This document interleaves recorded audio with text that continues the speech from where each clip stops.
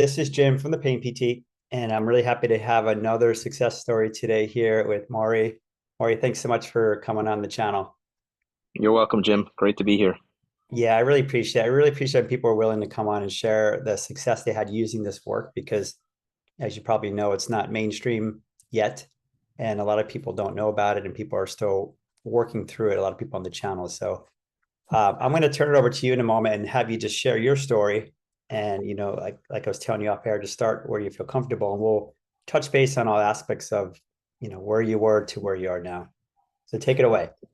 Sounds good. Yeah, pain was something I never really experienced too much of in my life. I was very lucky. I'd never broken a bone. I still haven't broken a bone in my body. And I just, generally speaking, have been very healthy. And it was about 5 years ago, it was 4 years ago, 2019, I had poured my heart and soul into this business venture. I love helping creative people make money. I love working with interior designers. I just see so much beauty in what creative people are able to create. And I've spent my career really working with creative people and helping them, bring their art to the world. And I had this new venture that I was working on for 4 years. And unfortunately, it failed. And it took everything from me.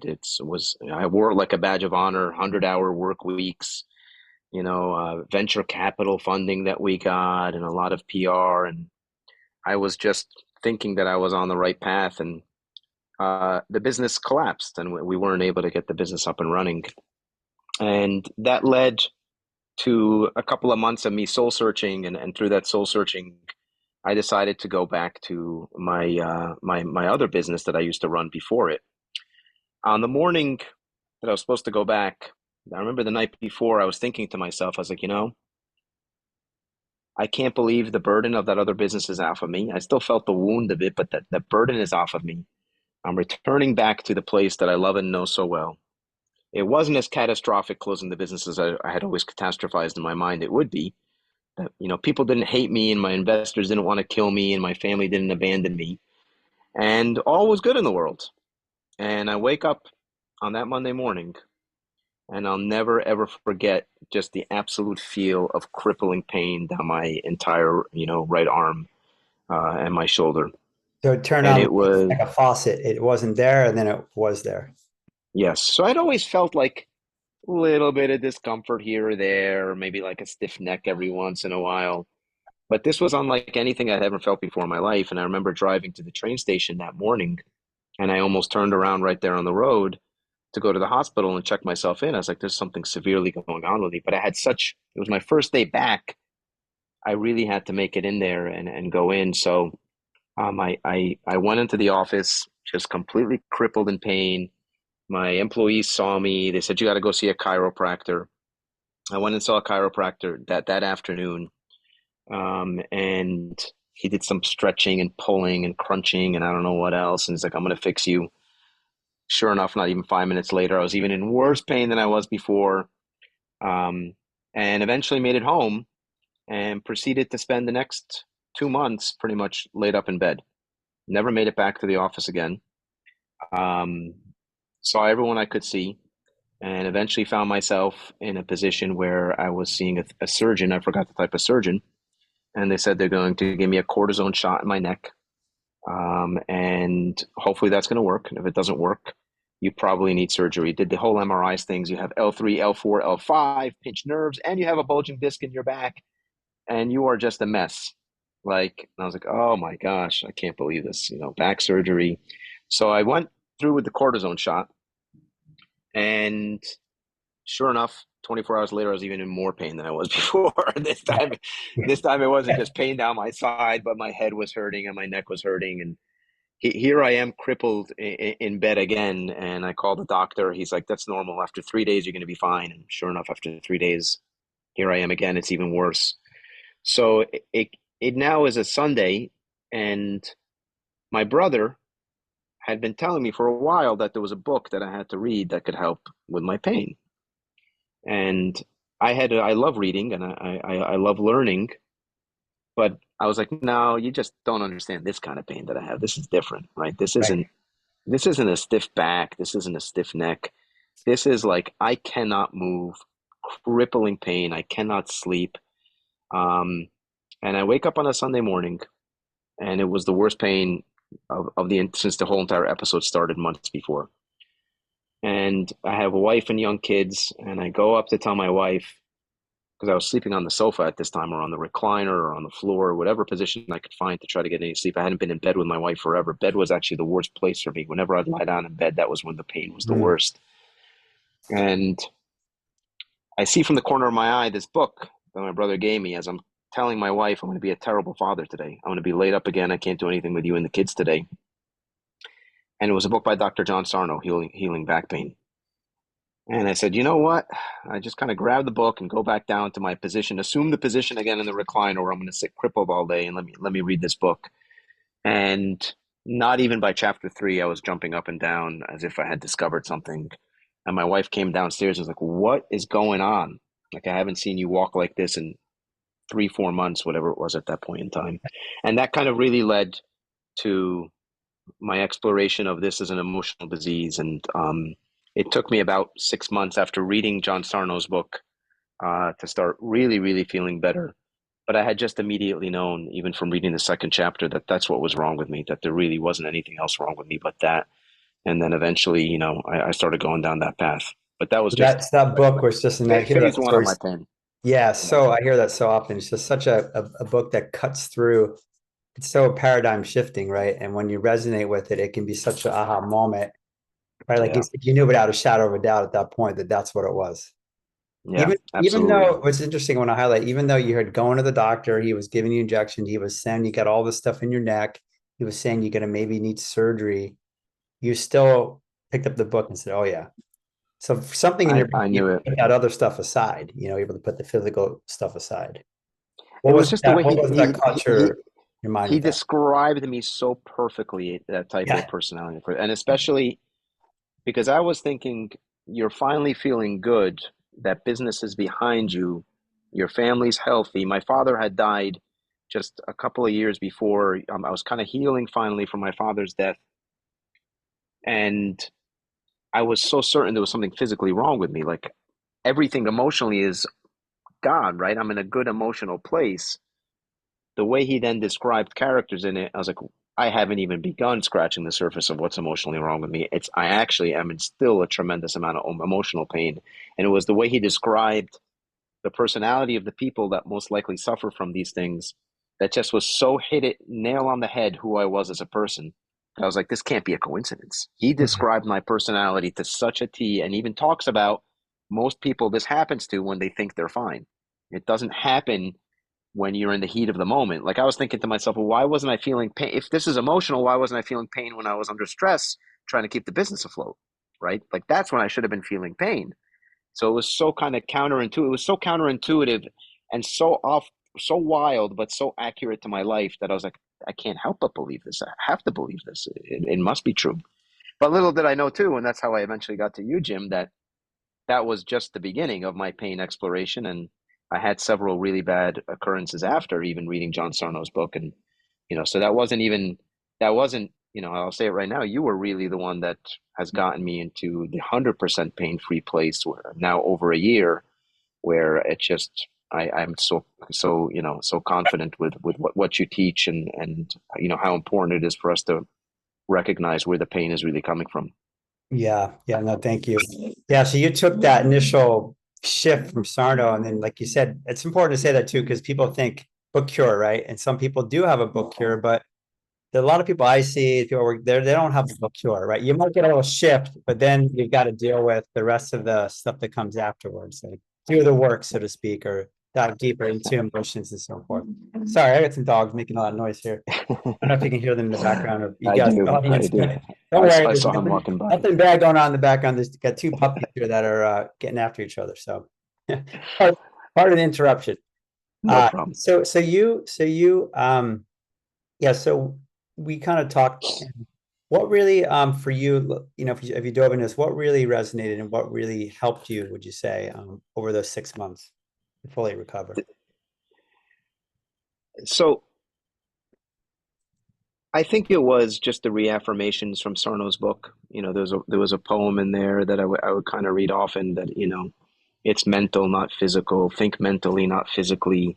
Hearing him in my voice. I watched some documentaries on him after, and just constantly, there's one thing he talks about too about yelling at your subconscious, like tell it, you're not going to trick me today. Stop doing this to me. I know it's you that's causing this pain. And just really a lot of that kind of self-talk, Yeah. Let's and talk about and that for a really minute believe. because I want to Yeah. highlight that. Like when I hear a little ding of a bell, it's important pieces. So talk more about that because Sarno mentions that, and I do teach that to a lot of people I work with. Some people don't resonate with that, but I find it very important that you talk to your brain, like you said, you're not berating yourself, right? But you're talking to that part of your brain that is messing with you, is giving you trouble, right? Is giving you, and you're telling it. What did you tell yourself? Yeah, I did. I actually was very hard on myself, which is probably why I didn't fully heal until I met you. But I would just yell at my subconscious, be like, "You're not going to do this to me. I know this pain is not real. I know there's nothing physically wrong with me."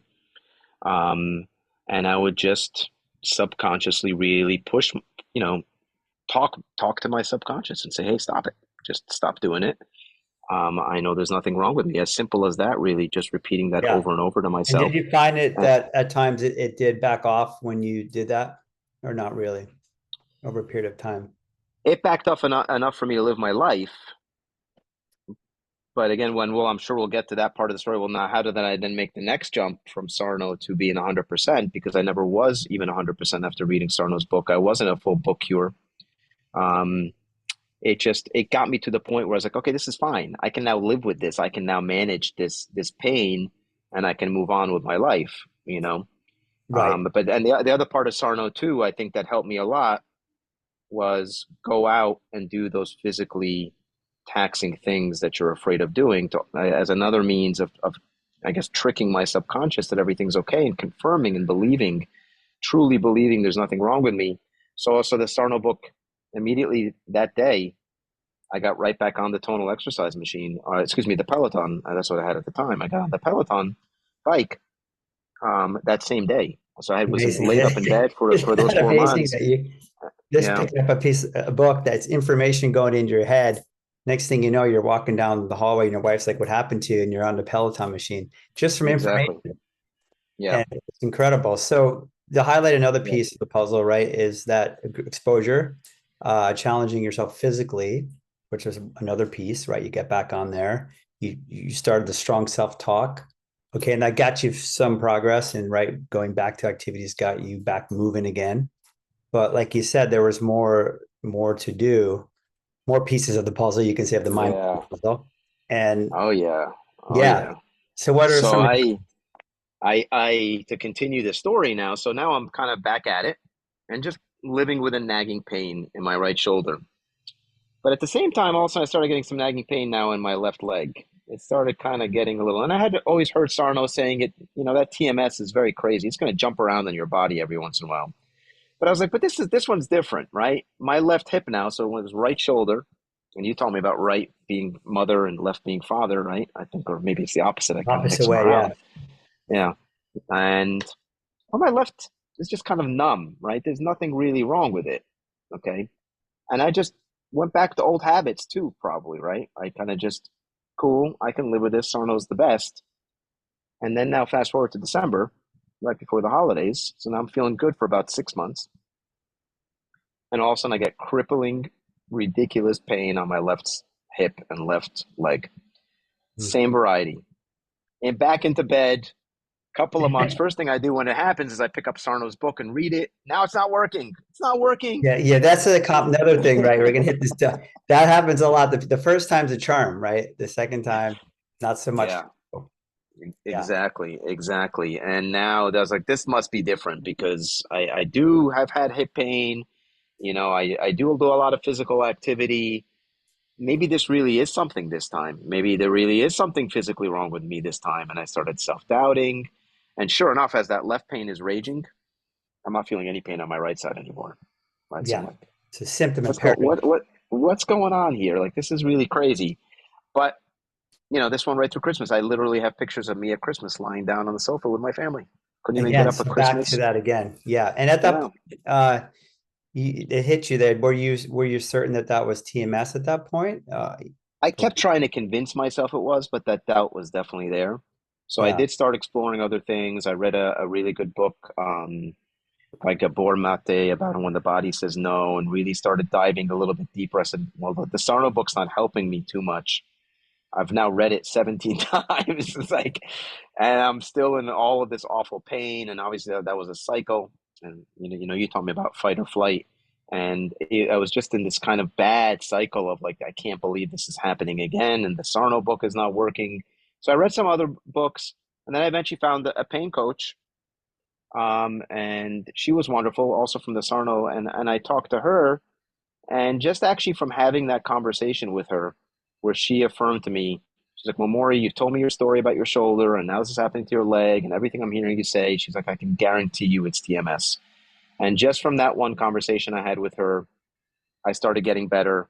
And it took me about 2, 3 months. I never went to see a doctor, never took any painkillers. Um, and after 2, 3 months, I started feeling better again. But again, there was just a little bit of nagging going Yeah. on. And then a few months later, now we're talking June in the summer, right before my family's vacation to Europe, the right side pain came again. Him And again. now I'm crippled, really. And this time I'm telling my wife, this is even worse than the first time. And I went back to Sarno book, got on the phone with Laura. Like, that one took me now maybe 2 months to start feeling a little bit better, but it's so impacted my way of life. And then that went away. And then now the holidays again, which became a recurring theme, Yeah. the left side pain came back. Now, even worse than any other pain I had ever experienced in my life, even worse than the first time I could possibly remember it. And that's when I was like, I need something else. And I had heard your podcasts. I would also try to listen to pain podcasts. And that's when I decided to reach out and speak to you. And you really opened my eyes to a much, much deeper way of looking at it, and really understanding fight or flight, and understanding my emotions, and understanding so much more, and took it to a much deeper place. And now I'm at 12 months where I can honestly say, Jim, 100% pain free. I mean, I've Wow. been pain free now without even the slightest tinge of any kind of pain, and not including the hangover every once in a while, or a little bit of a stress headache. Um, Almost a year of just, I'm 100% pain free. And even when something does, a throb appears here, it's not even pain. It's like, okay, that's kind of cool. That's kind of funny that that's happening. And I Yeah. return myself to some of the exercises you taught me, especially the one around breathing and just kind of feeling my stomach and breaking that fight or flight cycle. And that's really what's happening. And that's really what now I think completed what Sarno started with that book. I think you finally kind of completed. You were like the thesis now. I had to kind of go through that final bit of belief and that final bit of understanding of what's really happening. I guess that's also the way I am, and that's why it explains my personality. I need to know the answer to everything. I just need to know why. And Inquiring I minds think want to know. I know. yeah, you Overanalysis. Yeah. finally gave me such a deep understanding of why it was happening. It all just kind of clicked in, and we're about to come on the holidays now again, which is, always a stressful time for so many people. It was no coincidence that I would get the pain at the holidays. And I just feel so confident that whatever comes my way, it's not going to affect me or impact me again. Yeah. Yeah. And that confidence. And maybe speak to the audience about the emotional side, because that's the side that a lot of people kind of don't always look at. They look at the cognitive side, look at the behavioral side, but the emotional piece, like you highlighted, what connections did you make in yourself around emotions and symptoms for you? I think a lot of it was, Sarno talks a lot about anger suppression, and it's a rage, right? It's a suppressed rage that we're pushing deep inside. And you had taught me something that really resonated with me, that I'm not going to turn off the anger. The anger, the emotion is always going to be there, and it's going to come. It's really what you do with that emotion after, and how you process it. Um, and it really got me thinking very deeply about those things. And now I don't know what I specifically do, Jim. It's hard for me to kind of point my finger at what I do when those emotions come.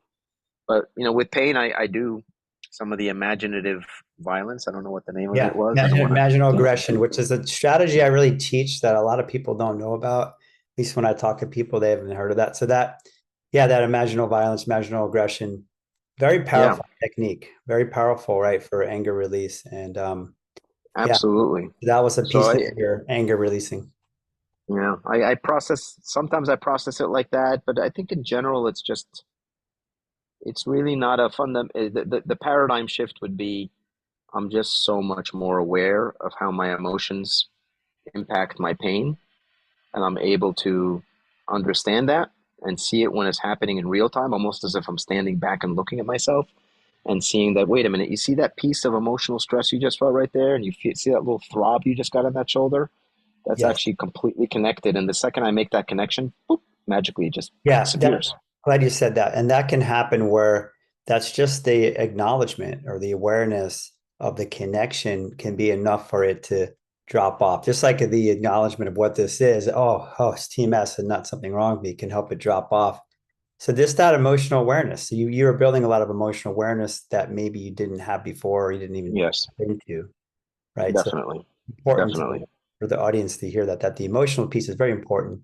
And I Yeah, get making the connection and sometimes just the acknowledgement of what it is that starts to go down afterwards. So yeah, absolutely.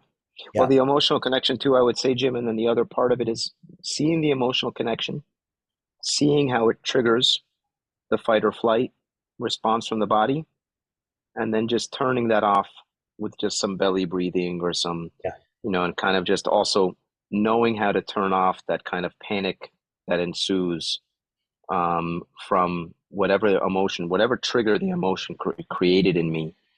It's like no matter how bad it is, it's just like, okay, just breathe and just disconnect that and then deal with whatever the issue may be instead of really letting that overtake me and overtake my body, that sense of panic and that sense of fear. So having to break that cycle, it was also, I think, very, very important for me. That's probably the yeah. most helpful one of all is, you had told me just put your hand on your stomach and just return to some belly breathing, and A just breathe through your stomach very and simple technique. And especially with fear, like you're highlighting another emotion, fear slash anxiety can, like you said, take over. And it sounds like your ability to recognize it again and to stay conscious, right? That's the key. We're consciously dealing with it. You didn't go into some spiraling and freaking out, right? Getting high, we call it yeah, amygdala hijack. You're able to stay conscious, calm down, reassure, right? Recognize what it was. And yeah, and then weather the storm, right? Just let it kind of pass. yeah, yeah, Yeah. absolutely. Yeah. And Absolutely. you got better and better at doing that, right? When things started to kick up. Yeah. Like definitely, I would say even after I met with you, I would think we met maybe 3 times, being patient too with it and not, panicking when I didn't get immediately better. Um, I think was also so important. And that was one place when I was in all the pain was searching for immediate answers and trying to hear from someone that it's okay. It can take time just because you found the magic elixir. It doesn't mean you're going to just wake up that the body has to heal, the emotions have to heal. And the subconscious is a very stubborn thing. It moves very slowly. It changes very slowly for our own survival. And um, you just have to keep at it. You just have to keep the faith and keep the belief. And I think that's going back to Sarno's. What's so important about just repeating mantras all the time and hearing these things is so important. So even after meeting with you, I probably wasn't.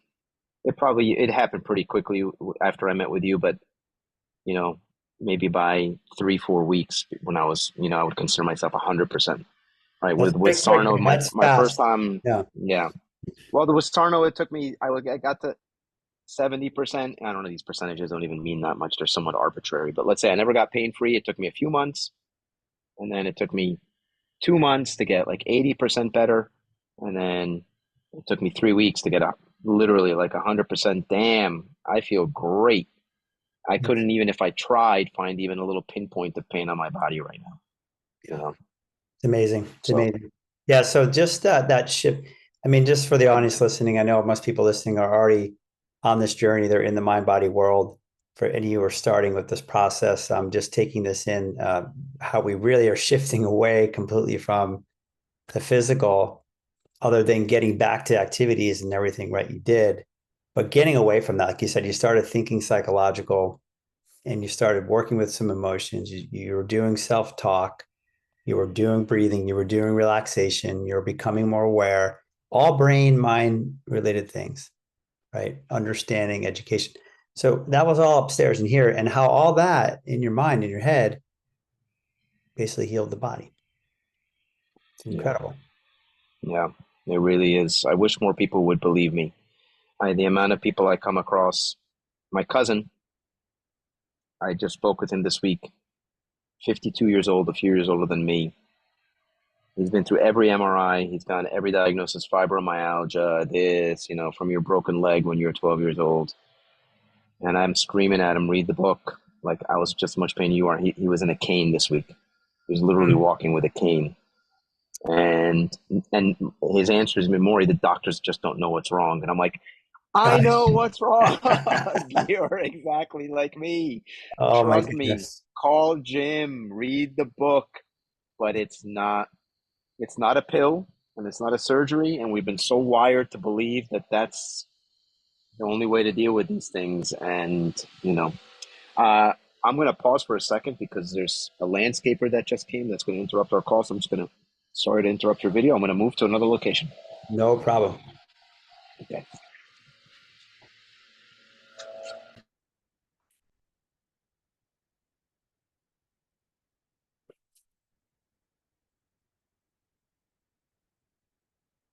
And as Maury's moving over, I will chime in again and just hope you guys are taking in his story here. And the timeline in terms of how quickly this can happen can be quite quick, or it can be take some time. Like Maury says, there's no pressure, and I think the less pressure you put on yourself with the timeline, uh, the quicker you can heal. So again, everything's paradoxical here. Everything's opposite of what we think. So the harder we try, the stronger we try, the more we do. Sometimes the more pressure we put, that can backfire on our recovery. So Maury comes back, you can hear what he's talking about with the psychological aspects of healing. So he's back now. So Yeah. Yeah. Yeah. I think you said something. I was listening to what you were saying, Jim. And that's another really, really, really, really important piece that helped me is when you're in those moments of pain, there is nothing else you're thinking about except for that pain. I mean, it works. The subconscious is smart. It really works. And it really gets your focus on the pain. And it can be so hard. Probably the hardest part of getting better is not thinking about it, is letting go. Is just, and it sounds so much easier to do than it really is. But once you can finally get your mind to think about something else, you really, that's probably where I made the biggest jumps in how I felt. Is yeah, when my you're able mind to just shift your stopped mind. thinking about it. Yeah. Yeah. Yeah, I would agree. So you're making progress, right? And you're talking to your brain, you're looking for emotions. And it's almost as if your mind just starts to move away from it, right? It starts to just gravitate towards things in life again, away from the body. Symptoms come down. But yeah, I think that's so true because it's called hypervigilance, right? That focus and attention on the body or on the symptom is one of the ways that keeps it alive. Just Yeah. constantly trying to fix it, constantly trying to focus on it and worry about it and put our Yeah. And attention. it's such a paradox too, right, Jim? Because it's, you need to know these things and learn about these things and educate you. Another Sarno principle, right? Education is part of healing. So you need to really educate yourself on it to be able to have the conviction to convince your subconscious of it, but then to not think about it at the same time. So Yeah. it's this crazy paradox that's like, well, wait a minute. You want me to educate myself on it. You want me to read about it and learn as much as I can about it. You want me to do all these exercises to stop it, but you don't want me to think about it too at the same time. Yeah. So it's really, that's why I think the healing takes so long, to be honest with you. It's because you need to go through all of that. You need to learn it all. And while you're going through all of that, you are bringing yourself to the attention of the pain. But that's exactly what your subconscious wants. It wants you to think about the pain. So you're in a way almost feeding it a little bit through that healing process. So Yeah. I think that's why so many people try it quickly and then give up on it and say, that's not me. That's not what worked. I actually have fibromyalgia. I actually have something else like that. But you just have to believe, but you also have to accept the fact that your belief even when you think you believe, you haven't really fully believed yet, and you only really fully believe when you stop thinking about it. Yeah. And That's a sign of your how do you belief. do that? Yeah. Yeah. I always say it's like a maze. And sometimes you're wandering around in this maze and you're thinking, I can't, how am I going to get out of here? And you feel stuck at times and you keep looking and but you keep going, right? And there is that moment. I went through that too, exactly what you said. It resonated with me that there's a time when I was trying to work through just that attention on it. Like, yeah, doing stuff to help, but not doing so much that I'm over focusing on it, trying to fix it basically. And I think the simplest way to put it, I tell people is look, you're just teaching your brain that you're fine, that you're safe, you're not in danger, you can handle these emotions, you can handle the stress, you're going to be all right. And in that process of doing that, which is some work, things start to settle down. So I like to think of it that way because in a way, then you're not treating anything at all. You're not trying to fix this. All you're doing, whatever long time it takes for your brain to learn that you're fine, you're safe, you're okay. And Yeah. then as you get more and more of that, you naturally drift away from it. Your attention goes away. And I think if you can respond and tell your, for those you listening that have trouble with this, what I found helpful, you can say your part too, Maury, is me responding and telling my brain that, hey, brain, I'm fine. Really, I get to deal with these emotions and stuff, but I'm all right. And once I responded, then I could go over here and go do something else because I told it how I felt. And like you said, I believe that. I really believe that. And the stronger your belief is, the stronger the message, the easier it is to pull away, do Yeah. something. Yeah. Absolutely. It actually reminds me of something else too. You told me that exact thing where when you first told me it, I was like, no. But you had told me, actually talk to your pain. It's when you get to the point where you want the pain, you're inviting the pain to come to you. Be like, bring it on. Bring it on is when you, and that was when you first said it to me. I really was like, I don't know about that part. All right. I don't know if I need to be inviting it on and bringing it on. But when you get to that point where you're really just staring it right in the face and saying, I know there's nothing wrong with me, bring it on, that it just, that's it. It releases its grip. It has no power over you anymore. It just That's has no exactly power right. over you. There's actually times I think, Jim, right now, as and maybe this is sounds masochistic when I say it, I'd actually almost like to see what it felt like before so I could see how I could deal with it.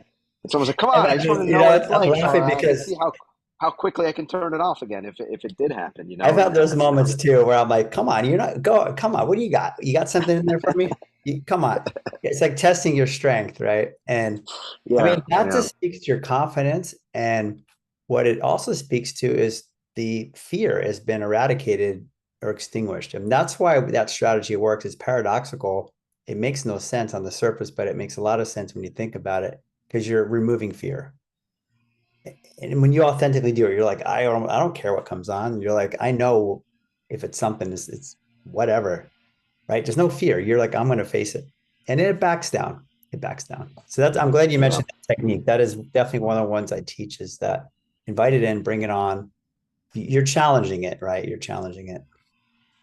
Yeah, yeah, good, absolutely. good. Yeah. So you went from that state to now, like you said, you're back to doing everything, not thinking about your body much at all. Is that true? Or you're just living your life, or what are you doing now? Yeah, I'm I work out now more than I ever have before in my life, to be honest. I'm stronger and more fit than I've ever been at 47, and I've it's certainly led me to some big life changes around just managing stress too. I've almost gotten an extra bonus that I didn't pay for, and I'm so much better at managing my stress. And I run two businesses, and one of them's overseas, and I work with family. I have young kids.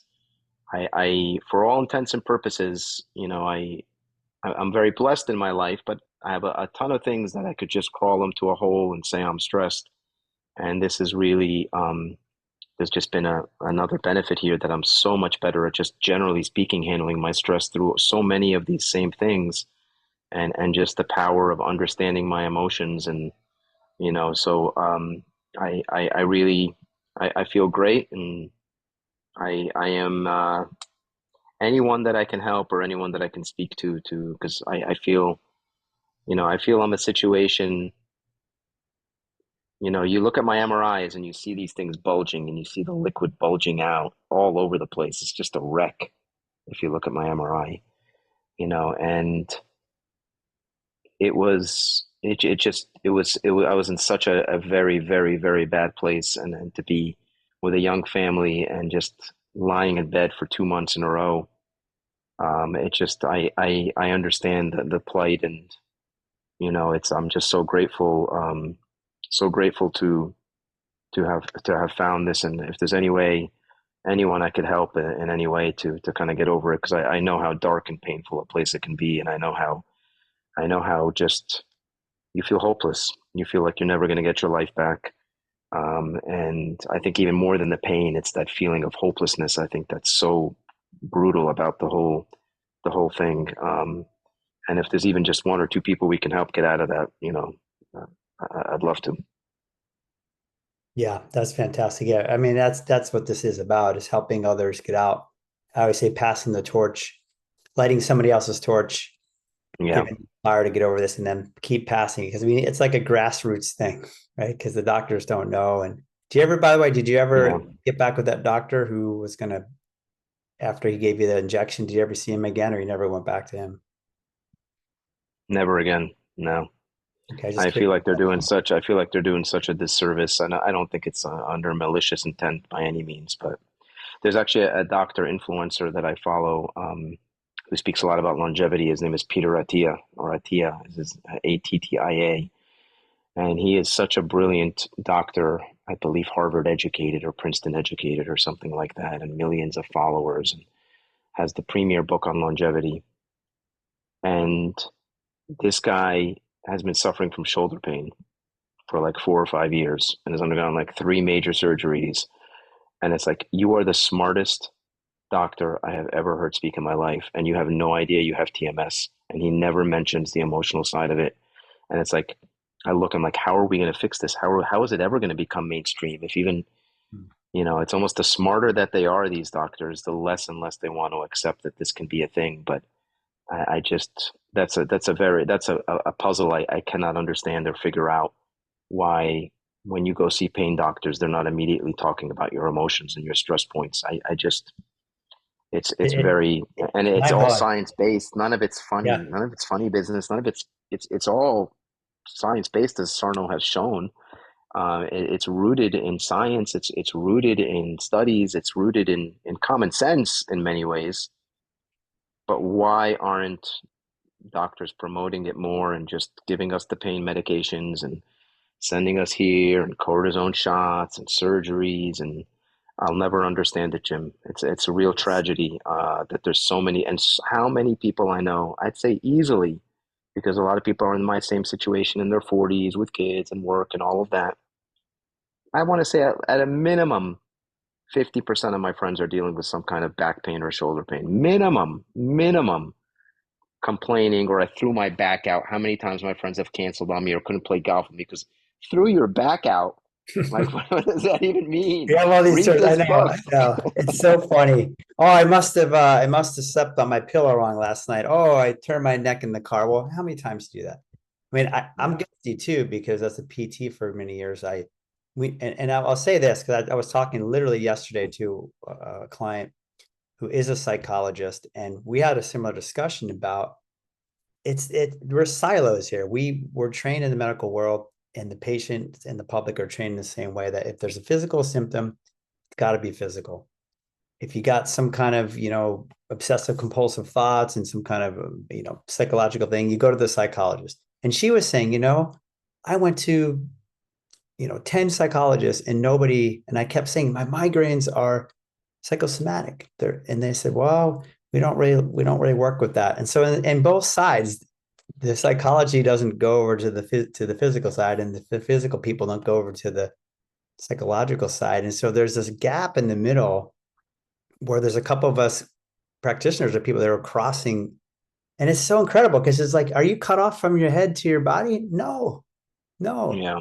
It is truly incredible. I find that this is the last frontier, the last secret left in medicine. It's truly, I feel like you discover a secret that you want to let Yeah. everybody know about, and people don't want to know about it. Yeah. It, Or they're just so, like you said, siloed into, you just can't believe, if you believed it to be true, you'd be turning your back on so much other things that you've been led to believe in your life.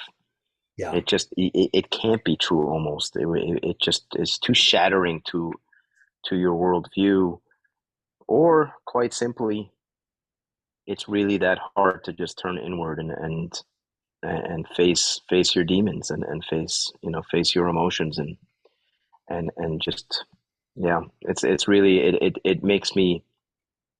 just makes me sad that this is not more mainstream. It's really, I had a father who was a lawyer and an immigrant, came in '69 and became a really successful lawyer and devoted his life to his clients, but was under so much stress always, just of that older generation, be a man kind of generation, like nothing's going to stop you. And he got some neck pain and got some horrible surgery on his neck and ended up taking opioids. They prescribed him, pain medication, and spent the next 10 years of his life before he eventually died of pancreatic cancer, going through three more back surgeries and manic depression on a very, very steady diet of pain medication. And it's just, my father was the kind of person never would have walked in and said, "Here, read this book. That's going to fix you." He was walking into the doctor with that neck pain, being like, "What pills should I take? What surgery do I need?" That's, as a population, we've also been kind of trained that that's what's going to fix everything. Um, but it tragically ended his life. I'm convinced that all that pain medication and stress led to his pancreatic cancer, and just how sad it was to see him live the last 10 years of his life in the pain and depression. And it's just, there's a better way, Jim. There's a better way. Yeah. No, that's powerful. And I'm sorry your dad had to go through that. And it's Yeah, tough to see people close to you, or even your father, family, friends who you see it very clearly, and they're just not able to go there, or they're not ready, or they don't believe it, or whatever the reason. It is hard, and but like you said, the best thing, if you can help one person, two people, spread the word. And this video is going to help people. People might reach out to you on the video, so if you go on there, comments, chime in. But I think all these success stories, your willingness to come on here and share it, it just speaks to the power of the brain and the mind, and that you can do it. And like you said, you came from the depths of, almost having a surgery. Thankfully, you found this. Thankfully, the book, someone else had lit the torch in you. Someone else had, you know, mentioned yeah, something. my brother.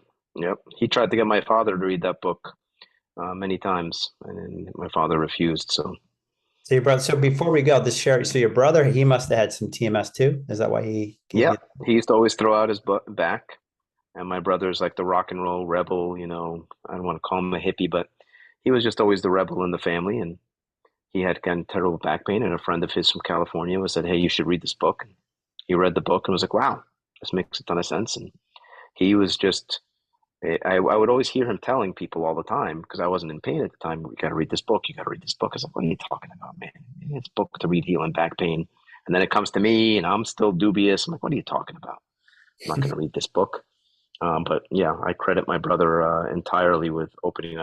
He never gave me that book, if that book of Sarno wasn't sitting on my nightstand, um, who knows? Who knows? I may be lied up in bed right now with three major incisions in my back, taking a steady dose of painkillers, if that didn't happen. Yeah, yeah, exactly. Thank you, brother. It's a blessing, right? What happened to your father, and then for you to go in a different direction here, and to see that you can get out of this using these approaches is powerful. So, Yeah. was there any last words you want to share with people that are going through this, or struggling, or still working through the process? Um, Stick with it. Jim is a great teacher and a great mentor with a lot of compassion, and I my when Jim reached out to me to see if I'd be interested in speaking with him in one of these calls, I actually did it. Now, I'm never comfortable doing these kinds of things or being on videos, but it was more an opportunity to get to come on and tell him thank you for the help that he gave me. So stick with it, be patient, and don't be afraid to reach out and ask for help. I think that's probably one of the most powerful ways to get better, is to have people who have experienced it and healed from it I tell you, it means the world to me, and I credit the life I have today to all the people that have helped me. Yeah. Yeah. Thank you so much. Yeah. Awesome story. Yeah. It's just so powerful. All these stories that people come on and share. So I'm going to, eventually this will be put up on the channel. And if you can feel free to go on if from time to time, if people are commenting, you want to chime in, or sometimes you Great. have questions about some of the stuff. And, um, and just again, to highlight again before we go, the symptoms you had, very real, very severe symptoms in your body, right? Almost and but actual real changes. Wasn't like people sometimes say, well, yeah, they checked my x-ray and MRI, it was clean. No, no, you had stuff going on in your neck, real things that they were thinking if the shots don't work, maybe surgery. Okay, that's significant. Get over that. And you had pain that went down your leg, and it did it a couple different times, moved around the body. So it's incredible what the brain can do. And even in the face of these changes, that was not the cause, right? It was not the cause. So it's tricky here. It's very tricky. It's one thing if someone says, oh, the MRI is clean. You go, oh, okay, I believe it now. So that's why I give you a lot of credit, because you had an MRI and X-ray that showed stuff. You had a surgeon who's a authority figure tell you you might need surgery, and still you overcome it. So Yeah. kudos to you for doing the work and sticking with the process. Thank you, Jim. Thank you. You're so welcome. So thank you so much again for coming on, and we'll catch up with you later. All right. Anytime. Okay, thanks so much.